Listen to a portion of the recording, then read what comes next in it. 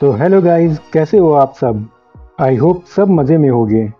तो करीब आज से हफ्ता भर पहले सोनी ने इस बात का ढोल बजाना शुरू कर दिया था कि वेनम द लास्ट डांस का एक और ट्रेलर बहुत ही जल्द आने वाला है। और अब फाइनली वो ट्रेलर आ चुका है।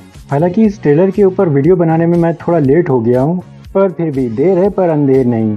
और अब मैं हाजिर हूँ इस ट्रेलर के ऊपर एक ब्रेकडाउन वीडियो लेकर। तो चलिए अब आप और मैं मिल करके इस ट्रेलर को ब्रेक डाउन करेंगे। तो अब बिना किसी देर किए वीडियो को शुरू करते हैं।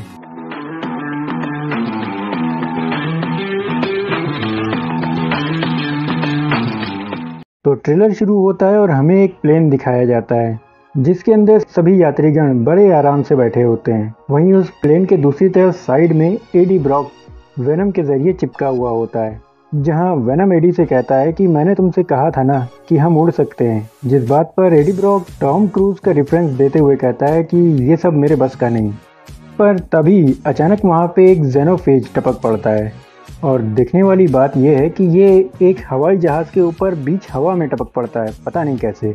हो सकता है कि ये उड़ सकते हो, तभी ये इतने ऊपर आसमान में एक प्लेन के ऊपर पहुंच गया। जिसके बाद वो जेनोफेज वेनम और एडी ब्रॉक के ऊपर हमला कर देता है। हालांकि वेनम उससे लड़ते हुए उसकी टेंटिकल को पकड़ के लटकने की कोशिश करता है, पर वो प्लेन से नीचे गिर जाता है। और जब एडी ब्रॉक ऊपर से नीचे गिर रहा होता है तो वेनम अपनी एबिलिटी के जरिए वहाँ पे एक पैराशूट बना करके एडी ब्रॉक को बचाता है। उसके बाद सीन शिफ्ट होता है और हमें आसमान से कुछ मीटियोर जैसी चीज़ें अर्थ पे गिरती हुई दिखाई देती हैं, जिसे एक लड़की अपने घर से देख रही होती है। जिसके बाद वही लेडी हमें एक रिसर्च फैसिलिटी में भी दिखाई देती है, यानी कि एक साइंटिस्ट हो सकती है या फिर किसी तरह की डॉक्टर हो सकती है। और जिस जगह पे ये होती है वहाँ पे कई सारे सिम्बियोट्स होते हैं, जहाँ पे हमें पता चलता है कि ये सिम्बियोट असल में एक्सीडेंटली धरती पे नहीं आ रहे हैं। ये लोग किसी से बच के भाग रहे हैं। अब ये किससे बच के भाग रहे हैं वो मैं वीडियो में आगे आपको बताऊँगा। खैर, इसके बाद सीन शिफ्ट होता है और हमें एडी ब्रॉक को दिखाया जाता है, जो वेनम से पूछता है कि आखिर वो क्या चीज़ थी और उसे किसने भेजा। जहाँ पे वेनम उससे कहता है कि उसे भेजने वाला उसका क्रिएटर है। और जब एडी उससे उसका नाम पूछता है तो वो कहता है कि वो नल था। और उसके बाद हमें नल की एक हल्की सी झलक दिखाई जाती है, और वो जिस जगह पे होता है उसके आसपास कई सारे जेनोफेज होते हैं। और भाई सच बताता हूँ, मैंने उम्मीद नहीं की थी कि इस ट्रेलर के अंदर मुझे नल देखने को मिल सकता है।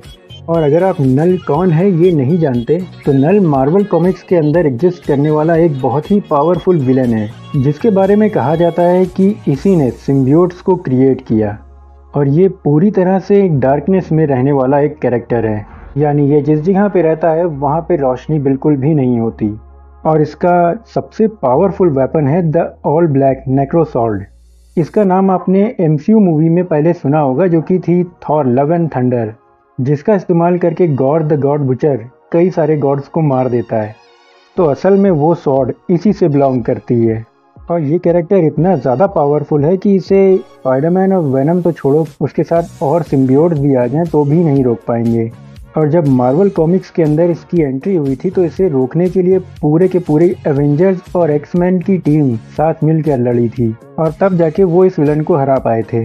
और अब देखने वाली बात है कि यहाँ पे सोनी के पास कोई एवेंजर या एक्समैन तो छोड़ो, ठीक से स्पाइडरमैन भी नहीं है। अब वो किस तरह से इस कैरेक्टर को हैंडल करेंगे ये तो आगे देखने वाली बात है। तो अब हम अपने ट्रेलर पे वापस आते हैं, जहाँ वेनम एडी को बताता है कि हमारे पास कुछ ऐसा है जिसकी उसे यानी नल को ज़रूरत है।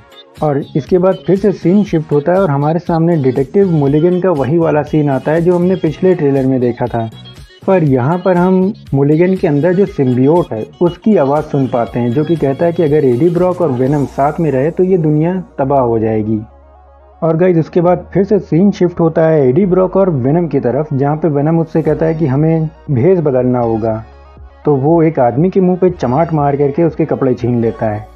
और इसके बाद हम एक के बाद एक कई सारे एक्शन सीक्वेंसेस देख पाते हैं उसी फैसिलिटी में, जहाँ पे कई सारे सिम्बियोट्स होते हैं। और इत्तेफाक की बात है कि वहाँ पे एडी और वेनम भी होते हैं, और उसी जगह पे जेनोफेज भी हमला कर देता है। और उसके बाद हम लोग दी अमेजिंग स्पाइडरमैन वाले डॉक्टर कर्ल्स कॉर्नर को देख पाते हैं। मतलब ये वही है जिन्होंने वो कैरेक्टर प्ले किया था। अब इसमें ये कौन सा कैरेक्टर प्ले कर रहे हैं वो पता नहीं, पर यहाँ पे ये किसी तरह की वैन के अंदर बैठे हुए हैं, इनके साथ एक बच्चा भी है। और यही यहाँ पे कई सारी ज्ञान की बातें करते हैं कि जैसे जैसे हर इंसान को कभी ना कभी कुर्बानी देनी पड़ती है वगैरह वगैरह वाली बातें। तो बस इस वीडियो में इतना ही।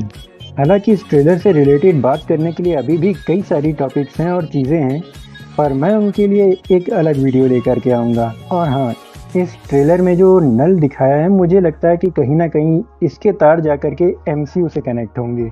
अब ये किस तरह से होंगे ये भी मैं अपनी आने वाली वीडियो में ही एक्सप्लेन करूंगा, तो वो मिस नहीं करना चाहते तो चैनल को सब्सक्राइब जरूर करना। अब मैं सुफियान आपसे इजाज़त चाहता हूँ। देखते रहो FTF। Good luck.